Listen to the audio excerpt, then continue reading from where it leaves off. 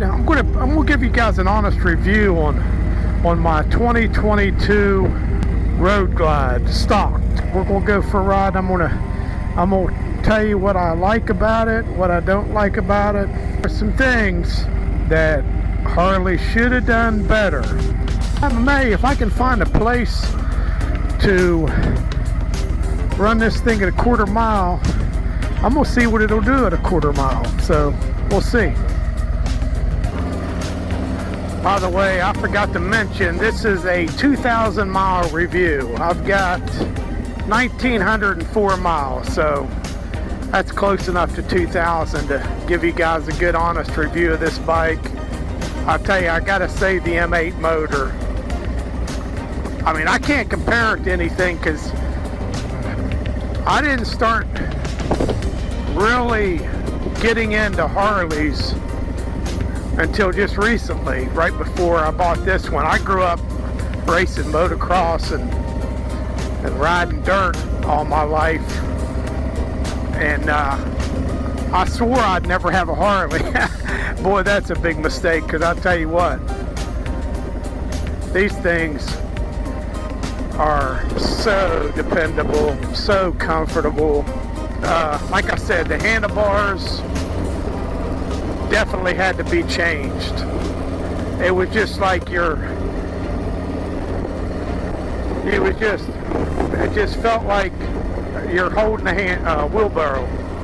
My next change, which is another thing that I think Harley, I mean, I can see why they do it, is the muffler system. They just don't sound like a Harley. Nothing like, you know, those old V-twins. I mean, they got the sound, and these stock mufflers on these bikes, they just don't sound like Harleys. So I've had it about November, December, January, February, March, April. I've only had it 5 months. Got 2,000 miles on it. So I have been riding it. So I've rode it enough to definitely give you a good review on what I think about the bike. The other thing I don't like is the rear tail lights. It's just minimal. They really, well, first off, they should be LED, front and back. I mean, the headlight I love. The headlight is perfect. I mean, it's like daylight at night, especially on high beams. My goodness, it lights up the world. But as far as the blinker system, they should be LEDs, and the rear tail light should have a center bulb. There's just not enough light back there, in my opinion, to be safe, and that's a safety issue if you ask me. And of course, I think so is the pipes. I think the pipes should be louder. I mean, even if it's a little bit louder, because I'd rather be heard. You know, I want people to hear me when I'm coming up on them, on their side or whatever. I want to be heard. Next thing, suspension. Everybody complains about it, and I see why. One thing I really did notice, I was taking a turn pretty hard, you know, pretty aggressive, and I could just feel this, you know, and that's something you don't want to feel, is that bike wanting to do that number with you. So, I mean, that right there tells me I had flex somewhere, either in the swing arm or because the suspension wasn't holding it properly. And the front suspension, now that's the rear suspension. The front suspension, you hit a pot, right now it's pothole season. But good Lord, you got to watch out. I mean, and they're all 3 inches deep, you know. What do we have in the front? 2.5, 3 inches at the most. I know the back's only got 2 inches of suspension, but I think the front has 3. Correct me if I'm wrong, but I mean, you can definitely bend the rim so easy on these bikes. They need just an inch more suspension. Another thing, you know, throttle by wire, my throttle, it just seems unresponsive. It's not got the response like a cable throttle does. Speaking of the throttle, I was watching another YouTuber, VP Customs. I like their show too. They were reviewing a product. I've never seen it before, and I wouldn't even think that someone would come up with it. It's for throttle by wire throttles, and what it does is it makes your throttle more responsive without any changes to the ECU or any of the electronics. It does not void your warranty. And I tell you, I would like to try that thing out, but it's called I think it's RBW something, I think. I'm not positive, but it's on VP Customs YouTube channel. But I did go to the website. That thing is like 700 euros, which I have no idea how to convert euros to dollar, but I think it's more in dollars when you figure euros. So that's pricey. I would never. Now I'd do a cam. I'd do everything else before I would do that for sure. It's just too much. Well, I think I've touched on a little bit everything I don't like and I do like.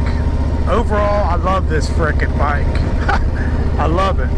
The stability of the road glide with the fixed fairing going down the highway, it's just absolutely perfect. It's just straight as an arrow. You get a little bit with big trucks of buffering, but not bad at all. None of this handlebar moving.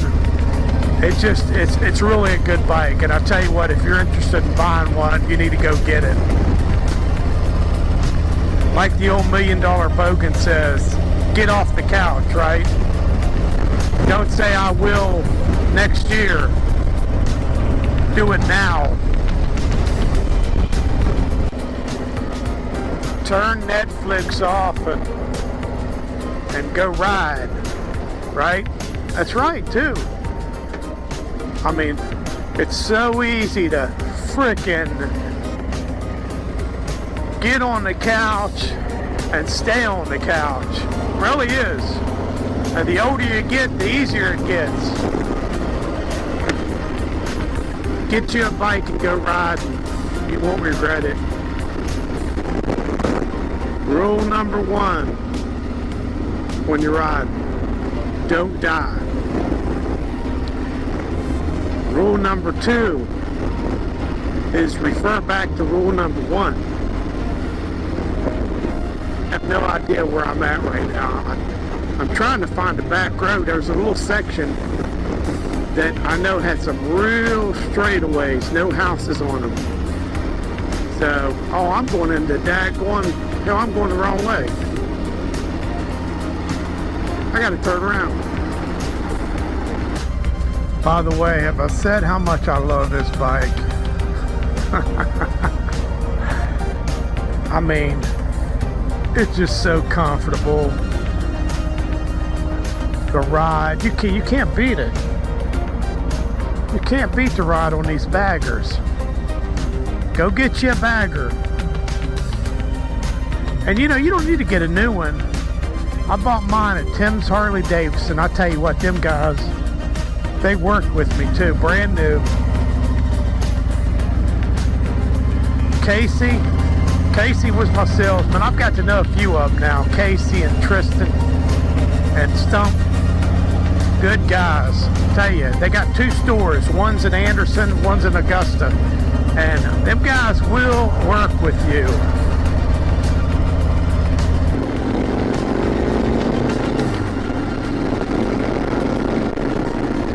You gotta say, you gotta love this power that they have. Even stock, you gotta love the power. What is it, 1850 cc? This is a 117. Well, I think it's 1850. So being that I can do the cam, the exhaust, all that myself, I'm gonna show you guys it step by step when I go to do it. And I probably won't wait for this bike to go out of warranty. I don't think I can wait that long, to be honest with you. I mean, I want a cam, an exhaust, and a tune so bad I can taste it.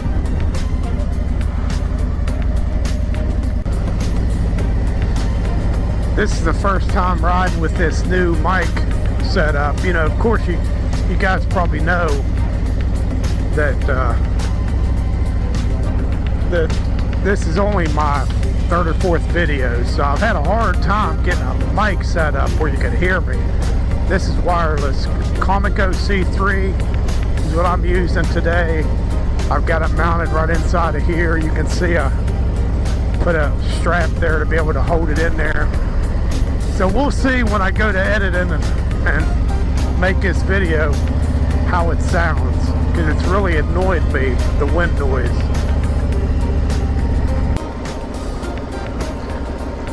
One other thing for my next video, I've got a Weatherby Vanguard 6.5 Creedmoor that I developed a load for and all that stuff. It took me months to develop a load that it would shoot right, which I'm still not happy with. The groups, I'm getting less than a half MOA, but the reason why I mentioned this is my next video, I finally found a place that I can take that gun out and shoot it out to 800 yards. So we're going to take a ride down there and see what kind of group we can shoot at 800 yards. If the guy lets me, if the range master lets me, I'm going to see if I can pull my Harley in there on the range and shoot across the seat out to 800, just to see. But that'll be my next video after this one, I believe. Well, I found the perfect place to do what I was wanting to do at the end of this video, but I felt something funny on the gas when I was giving it gas.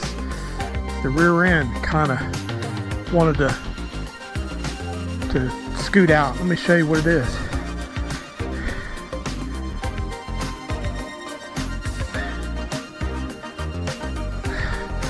I've got a doggone screw in my back tire.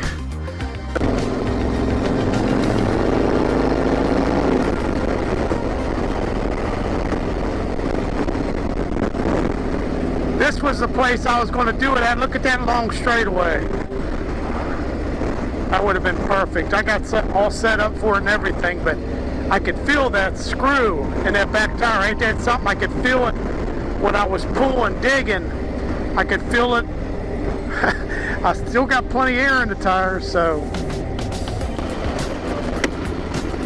I'll tell you, that's something how I could feel. My air pressure is still good, but I could still feel when I was getting on it, the rear wheel slipping, and it was because of a single screw. Looks like about a 1/4 inch, maybe 3/16 inch screw that's right in the middle of the tire.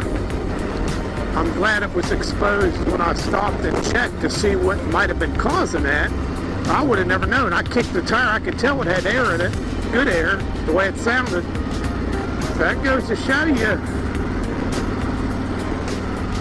a single screw can affect your traction, especially when it's right in the perfect place, right in the middle of the tire. That's definitely a new lesson learned. If you feel anything strange, check it. I would never believe unless I did it myself. Feeling what I felt, thinking something was wrong with the rear tire. I thought it was flat. It had a screw right in the middle of the tire, and under power, I could feel that rear tire slipping. Learned something new, that's for sure. Let me give you a close-up view of that. Right there.